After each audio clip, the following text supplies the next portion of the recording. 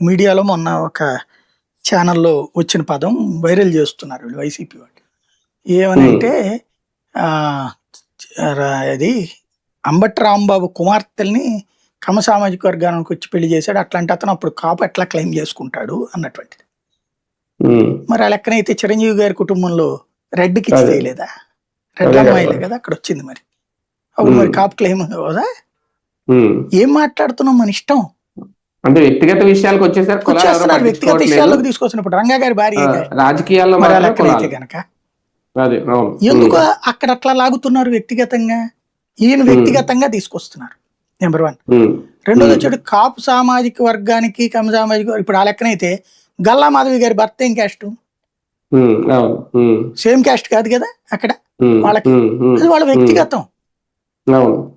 అంబటి రాంబాబుని ఇప్పుడు కాపులు డిజోన్ చేసుకుంటున్నారు అర్జెంట్‌గా. హ్మ్. పేరు నాని కాపు కాకుండా పోతాడా? ఏం మాట్లాడుతున్నాం మనం? అంటే మన పేపర్‌లు, టీవీలు ఏమన్నా సర్టిఫికేట్‌లు ఇస్తాయేమో కుల సర్టిఫికేట్‌లు భవిష్యత్తులో.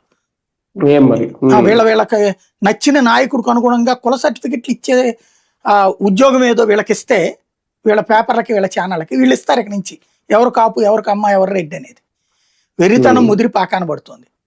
అది పక్కన హ్మ్. పెడితే మీరు అన్నట్టు ఈ దీనికి సంబంధించి పోలీసులు. వార్నింగ్లు హ్మ్. అన్నట్టు హ్మ్. ఇదే కాదు, నేను మళ్ళీ మళ్ళీ చెప్తున్నా, 2 రాష్ట్రాల ప్రభుత్వ ఉద్యోగ